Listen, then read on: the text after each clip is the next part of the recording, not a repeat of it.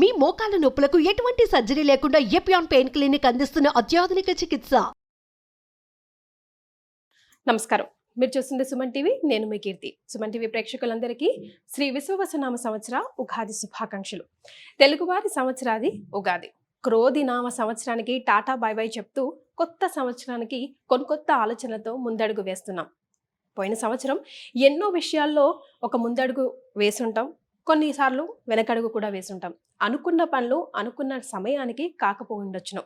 మరి అట్లీస్ట్ ఈ కొత్త సంవత్సరంలో మనందరికీ ద్వాదశ రాశుల వారందరికీ కూడా ఎలా ఉండబోతోంది, శ్రీ విశ్వవసు అంటే అర్థం ఏంటి, ద్వాదశ రాశుల వారికి ముఖ్యంగా మహిళలకి కూడా ఎలాంటి పరిహారాలు చేసుకుంటే బాగుంటుంది, సమయం అనుకూలించినప్పుడు ఇంకా సమయాన్ని మనకి మంచిగా తిరుగుబాటు చేసుకోవడానికి ఎలా ఉంటే బాగుంటుంది, ఇలాంటి విషయాలన్నీ మనకి తెలియజేయడానికి మనతో పాటు ప్రముఖ ఆస్ట్రాలజర్ బ్రహ్మశ్రీ నందిబట్ల శ్రీహరి శర్మ గురుగారు ఉన్నారు.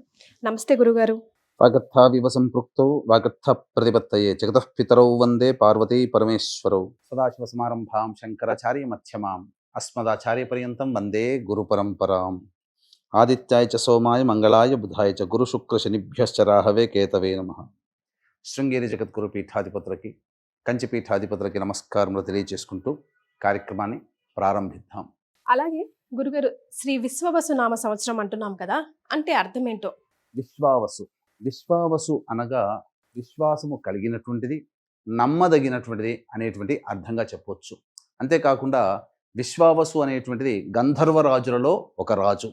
ఇతని పేరు మీదగానే వివాహం కాని అబ్బాయిలకి, ఆలస్యంగా వివాహం అవుతున్నటువంటి అబ్బాయిలకి ఈ యొక్క విశ్వావసు గంధర్వనామ మంత్రముతో కనుక జపము, తర్పణము, హోమము కనుక చేస్తే త్వరితగతిన వివాహము జరిగి తీరుతుంది అని చెప్పి మనకు మంత్రశాస్త్రంలో చెప్పబడి ఉంది.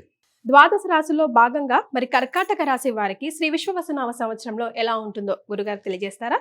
ఈ విశ్వావసునామ సంవత్సరంలో ద్వాదశ రాశులలో భాగంగా కర్కాటక రాశిలో జన్మించినటువంటి వారికి ఏ విధంగా ఉండబోతుందో క్లుప్తంగా తెలియజేసే ప్రయత్నం చేస్తాను. ఈ సంవత్సరం ఆదాయం 8, వ్యయం 2, రాజ్యపూజ్యం 7, అవమానం 3. ఇక గమనించుకున్నట్లయితే మార్చి 30వ తారీఖు నుంచి వచ్చే సంవత్సరం మార్చి 19వ తారీఖు వరకు ఉన్నటువంటి సమయాన్ని 3 టైమ్ జోన్స్ లాగా మనం డివైడ్ చేసుకొని ఏ టైం జోన్లో గ్రహాలు అనుకూలంగా ఉంటాయి, ఆ అనుకూలం ఉన్నటువంటి కారణాల చేత మనం ముందడుగు ఏ విధంగా వేయాలనే విషయాల్ని తెలుసుకుందాం. ముందుగా ఈ మార్చి 30వ తారీఖు నుంచి మే 13వ తారీఖు వరకు కూడా గురుడు వృషభ రాశిలోనే సంచారం చేస్తుంటాడు. ఎందుకనంటే ఏ శుభ ఫలితాలను ఇవ్వాలన్నా గురువు, శని, రాహు, కేతులే ఎక్కువగా యోగకారక గ్రహాలుగా ఉండబోతున్నాయి. కాబట్టి కర్కాటక రాశి వారికి 11వ ఇంట గురువు సంపూర్ణమైనటువంటి యోగాన్ని ఈ యొక్క సంవత్సరం మే 13వ తారీఖు వరకు ఉండబోతుంది.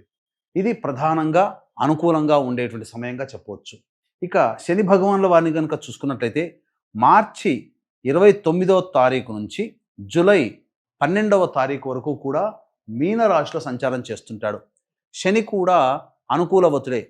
ఎందుకనంటే నవమ స్థానంలో శని సంచారం చేస్తూ యోగ కారకాన్ని కూడా ఇస్తున్నాడు. ఈ కారణం చేత అనుకూలంగా సమయం ఎక్కువగా ఉంది. అలాగే విద్యార్థులకి సంపూర్ణంగా యోగదాయకంగా ఉంది. కాబట్టి అన్ని పరీక్షలలో ప్రథమ శ్రేణిలో ఉత్తీర్ణులయ్యే అవకాశం కర్కాటక రాశిలో జన్మించినటువంటి వారికి గోచరం అవుతుంది. అయితే ప్రధానంగా మే 14 నుంచి 12వ రాశిలో కనుక ఇది టైం 1 జోన్లో భాగంగా జరిగేటువంటిది. టైప్ 2 జోన్లో భాగంగా చూసుకున్నట్లయితే మే 14వ తారీఖు నుంచి సెప్టెంబర్ 27వ తారీఖు వరకు 12వ ఇంట మిథున రాశిలోకి గురు సంచార ప్రభావము. అలాగే మే 16 నుంచి రాహుకేతులు కుంభరాశి మరియు సింహరాశిలో సంచారం చేస్తూ ఉంటుంటారు. ఈ కారణం చేత అష్టమ రాహు ప్రభావము, అలాగే 12వ ఇంట గురుగ్రహ ప్రభావము మరియు జూలై 13వ తారీఖు నుంచి మీనరాశిలో వక్రీకరించి అక్టోబర్ 9 వరకు ఉంటాడు. ఈ కారణం చేత అష్టమ శని ప్రభావం. వెరసి చూసుకున్నట్లయితే ప్రధానంగా కొంతకాలం మాత్రమే గత 2.5 సంవత్సరాలుగా ఇబ్బంది పడుతున్నటువంటి అష్టమ శని ప్రభావం దోషాన్ని కొంతకాలం మాత్రమే తొలగిపోతుంది. కానీ మళ్ళీ గురుగారు, మరి మన ప్రతి ఒక్క రాశికి కూడా ఏ నెల అనుకూలంగా ఉంటుంది కొత్త పనులు ఏవైనా మొదలు పెట్టాలంటే? ముఖ్యంగా కొత్త ఉద్యోగంలో చేరాలన్నా, ఉద్యోగంలో ఒక అడుగు ముందుకు వేయాలన్నా, లేదంటే వ్యాపారం విస్తరించుకోవాలన్నా, లేకపోతే వ్యాపారం రీస్టార్ట్ చేయాలన్నా, అసలు స్టార్ట్ చేయాలన్నా కూడా శ్రీ విశ్వవసనామ సంవత్సరంలో ఏది కరెక్ట్ టైం ఒక్కసారి చెప్పండి? ఈ సంబంధించినటువంటి జూలై 13వ తారీఖు నుంచి అష్టమ శని ప్రభావాన్ని కూడా ఇవ్వబోతున్నాడు. మీనరాశిలో ఉన్నప్పటికీ వక్రీకరించినటువంటి కారణం చేత అష్టమ శని ప్రభావము, 12వ స్థానంలో ఉన్నటువంటి గురు ప్రభావము మరియు అష్టమ రాహు ద్వితీయ కేతుగ్రహ ప్రభావం కర్కాటక రాశి వారికి ఈ సమయం అనుకూలంగా లేదు. అంటే ప్రధానంగా సెప్టెంబర్ 28 నుంచి కర్కాటక రాశిలోకి ప్రవేశం చేస్తాడు. అప్పుడు టైప్ 2 జోన్లో భాగంగా ఈ కారణం చేత ఏమవుతుంది, ప్రధానంగా 28 నుంచి నవంబర్ 12వ తారీఖు వరకు కూడా కర్కాటక రాశిలోనే స్థితి పొంది ఉంటాడు. ఈ యొక్క జన్మ గురుగ్రహ ప్రభావం చేత కొంతవరకు అనుకూలంగా ఉంటాయి. కానీ అష్టమ శని ప్రభావం కూడా ఉండడం, జూలై 13 నుంచి అక్టోబర్ 9వ తారీఖు వరకు అష్టమ శని ప్రభావాన్ని కూడా మీనరాశిలో ఉండి శని భగవానులు వారు ఇస్తున్నారు. ఇక అక్టోబర్ 10 నుంచి నవంబర్ 26 వరకు కుంభరాశిలోకి శని ప్రవేశం చేసి వక్రీకరించినటువంటి స్థితి చేత అష్టమ స్థాన స్థితి ప్రభావము మరియు సప్తమ రాశి ప్రభావాన్ని ఏకకాలంలో నవంబర్ 26వ తారీఖు వరకు కూడా ఈ యొక్క శని భగవానుల వారు ఇస్తున్నారు. ఈ సమయం అనుకూలంగా లేదు. దంపతుల మధ్య విభేదాలు కానీ, లేకపోతే ఏదైనా కానీ నష్టము సూచిస్తుంది. ద్రవ్య నష్టము, ఆస్తి నష్టము, ఉద్యోగము, వ్యాపారము చేస్తున్నటువంటి వాళ్ళకి ఈ నష్టం అనేటువంటిది జూలై 13 నుంచి నవంబర్ 26వ తారీఖు వరకు అనుకూలంగా లేని కారణము. గురువు కూడా ఇక్కడ మనం చూసుకున్నట్లయితే సెప్టెంబర్ 28 నుంచి నవంబర్ 12వ తారీఖు వరకు ఉన్నటువంటి సమయం కూడా అనుకూలంగా లేని కారణం. కాబట్టి ఎక్కువగా జాగ్రత్తలు పాటించాల్సినది కర్కాటక రాశి వారు సెప్టెంబర్ 28, అక్టోబర్ 28 ప్లస్ 15 రోజులు, అంటే మొత్తం ఒక 37-40 రోజుల వరకు కూడా ఈ సెప్టెంబర్ 28 నుంచి నవంబర్ 12 వరకు ఉన్నటువంటి సమయం గురువు అనుకూలంగా లేడు. అట్లాగే శని కూడాను అనుకూలంగా లేని కారణం చేత ఇబ్బందికర పరిస్థితులు అనేటువంటివి ఏర్పడబోతున్నాయి. కాబట్టి జాగ్రత్తలు పాటించండి. ఇక టైప్ 3 జోన్లో కనుక చూసుకున్నట్లయితే నవంబర్ 12వ తారీఖు నుంచి కర్కాటకంలోనే వక్రీకరించినటువంటి గురుగ్రహము డిసెంబర్ 27వ తారీఖు నుంచి మిథున రాశిలోకి చేరుతాడు. కాబట్టి ఎప్పుడైతే మిథున రాశిలోకి చేరుతాడో ఆ మిథున రాశిలోనే వక్రీకరించినటువంటి కారణం చేత లాభ గురుగ్రహ ప్రభావము మరియు 12వ గురుగ్రహ ప్రభావం ఇవ్వడం చేత అనుకూలంగా ఉంటాడు. ఎప్పటి వరకు? వచ్చే సంవత్సరం మార్చి 14 వరకు, అంటే 5 రోజుల్లో మళ్ళీ ఉగాది వచ్చేసేస్తుంది. కాబట్టి డిసెంబర్ 27 నుంచి వచ్చే సంవత్సరం ఉగాది వరకు కూడా సంపూర్ణంగా 3 నెలల పాటు ఈ యొక్క గురువు టైం 3 జోన్లో భాగంగా అనుకూలంగా ఉండబోతున్నాడు.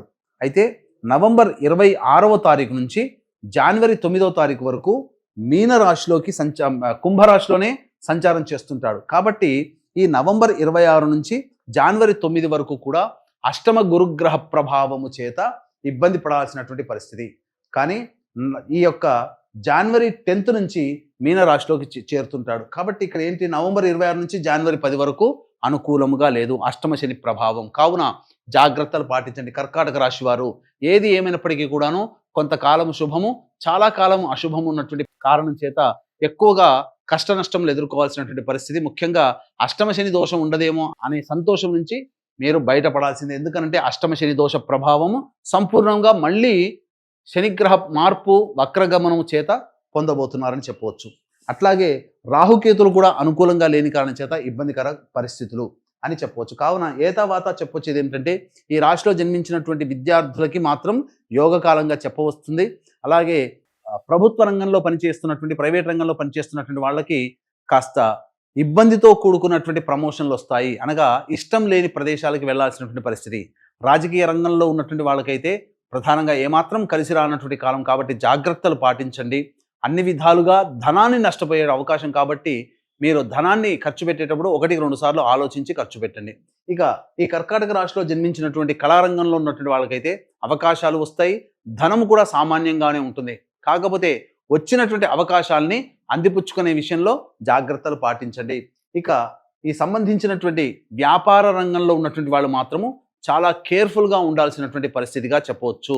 ఏది ఏమైనప్పటికీ కూడాను వివాహం కావాల్సినటువంటి అబ్బాయిలకి ప్రథమార్థంలో అనగా జూన్ లోపల వివాహం జరిగే అవకాశం ఉంది. కాబట్టి చాలా జాగ్రత్తగా మీరు ప్రయత్నం చేయండి. ఖచ్చితంగా వివాహం జరిగి తీరుతుంది. సంతానవంతులకి చక్కటి శుభవార్త వింటారు, సంతానం కోరేటువంటి వాళ్ళకి.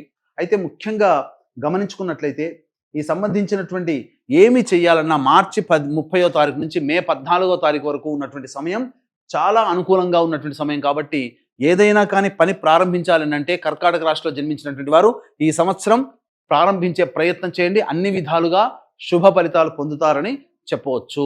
ఈ యొక్క కర్కాటక రాశిలో జన్మించినటువంటి మహిళలు చాలా జాగ్రత్తలు పాటించండి. మీ ముందు మంచిగా ఉన్నటువంటి వాళ్ళు వెనకాల మీకు గోతులు తవ్వుతారు. కాబట్టి ఎప్పుడూ కూడాను మీరు అందరినీ గుడ్డిగా నమ్మే ప్రయత్నం చేయకండి.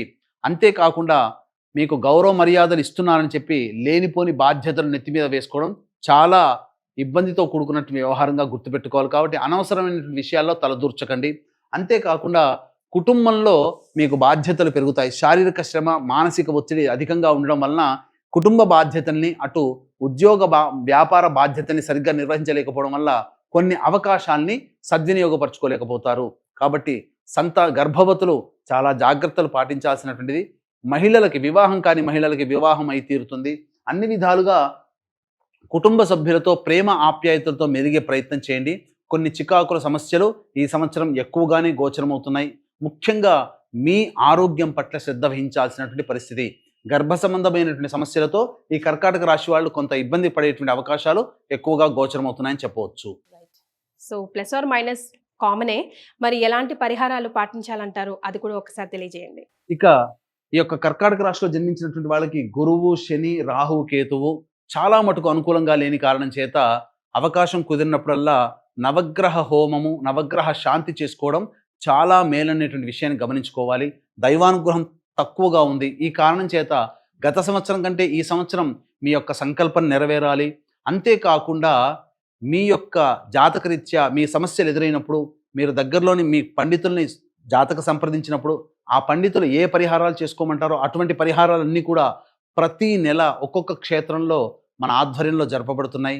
దీనికి శ్రీకారం ఏప్రిల్ 18వ తారీఖు రోజున మహామహిమాన్వితమైనటువంటి సుప్రసిద్ధ కాశీ క్షేత్రంలో శ్రీకారం చుట్టబోతున్నాం. కాబట్టి ఇటువంటి మీ యొక్క సంకల్పం నెరవేరాలి, సంకల్ప సిద్ధి హోమాలు, జాతకరీత్యా సంవత్సరం పాటు మీ కుటుంబ సభ్యులు ఆనందంగా జీవించాలి, ఎటువంటి దోషాలు లేకుండా ఉండాలనే ఉద్దేశంతో సకల దోష నివారణ హోమాలు అనేటువంటివి ప్రతి నెల ఒక్కొక్క క్షేత్రంలో చేయించడం జరుగుతుంది. శ్రీకారం మాత్రం కాశీ క్షేత్రంలో ఏప్రిల్ 18వ తారీఖు రోజున ప్రారంభించబోతున్నాం. అవకాశం ఉన్న వాళ్ళు ఇట్టి కార్యక్రమంలో సభ్యులుగా నమోదు చేసుకునే వాళ్ళు కార్యక్రమ తదనంతరం కాంటాక్ట్ చేసి నమోదు చేసుకోవచ్చు. సో మరి వీరికి ఆరోగ్యం ఎంతవరకు బాగుంటుంది ఒకసారి తెలియజేస్తారా గురుగారు? ఇక ఈ యొక్క కర్కాటక రాశిలో జన్మించినటువంటి వారు ప్రధానంగా ఆరోగ్యపరంగా ఎటువంటి సమయంలో జాగ్రత్తలు పాటించాలి, అలాగే ఏ సమయంలో అనుకూలంగా ఉంటాయనేటువంటి విషయం కనుక చూసుకున్నట్లయితే సెప్టెంబర్ 12 నుంచి అక్టోబర్ 25 వరకు, వచ్చే సంవత్సరం జనవరి 15 నుంచి మార్చి 19వ తారీఖు వరకు ఉన్నటువంటి సమయం మాత్రం వాహనాన్ని నడిపేటప్పుడు జాగ్రత్తలు పాటించాలి. అలాగే ఆపరేషన్స్ జరిగేటువంటి అవకాశం ఉంటుంది. కుటుంబ సభ్యులతో ఉద్యోగ వ్యాపారాల్లో చికాకులు ఈ సమయంలో ఎక్కువగా ఉంటాయని చెప్పవచ్చు. అయితే ఇక ఈ యొక్క కర్కాటక రాశిలో జన్మించినటువంటి వాళ్ళు ఉద్యోగం మారాలన్నా, ఉద్యోగం కోసం నిరుద్యోగస్తులకు ఉద్యోగం లభించాలన్నా, అలాగే వృత్తి వ్యాపారాల్లో అభివృద్ధి ఏ సమయంలో చేసుకుంటే మంచిదనే విషయం గురించి తెలియజేసుకుందాం. సెప్టెంబర్ 17 నుంచి అక్టోబర్ 16వ తారీఖు వరకు, అలాగే ఈ సంవత్సరం డిసెంబర్ నుంచి వచ్చే సంవత్సరం జనవరి 13 వరకు, ఈ సంవత్సరం ఏప్రిల్ 13 నుంచి జూన్ 14వ తారీఖు వరకు ఉన్నటువంటి సమయం చాలా అనుకూలం. కాబట్టి వివాహం కావాల్సినటువంటి వాళ్ళకి వివాహం జరిగి తీరుతుంది. అలాగే ఈ చెప్పినటువంటి సమయంలో ఉద్యోగం కోసం, వ్యాపారం విస్తరణ కోసం, వృత్తిల అభివృద్ధి కోసం చేయాలంటే ఈ సమయంలో చేయండి. తప్పకుండా మీకు అభివృద్ధి అనేటువంటిది ఉంటుంది. మీ యొక్క సంకల్పం నెరవేరాలి. అలాగే జాతకరీత్యా ఉన్నటువంటి సకల దోషాలు తొలగిపోవాలి. సంవత్సరం పాటు దైవానుగ్రహం మీకు తోడుగా ఉండాలనే ఉద్దేశంతో సంకల్ప సిద్ధి, సర్వదోష నివారణ పూజలు, హోమాలు అనేటువంటివి సంవత్సరం పాటు ప్రతి నెల ఒక్కొక్క క్షేత్రంలో చేయించడం జరుగుతుంది. దీనికి శ్రీకారం మాత్రం కాశీ క్షేత్రంలో ఏప్రిల్ 18వ తారీఖు రోజున జరుగుతుంది. కాబట్టి అవకాశం ఉన్నవాళ్ళు కార్యక్రమ తదనంతరం కాంటాక్ట్ చేసి ఇట్టి మహత్తరమైనటువంటి కార్యక్రమంలో గోత్రనామాదులు నమోదు చేసుకోవచ్చు. చాలా సంతోషం అండి, ధన్యవాదాలు. సర్వం శ్రీ ఉమామహేశ్వర పరబ్రహ్మార్పణమస్తు.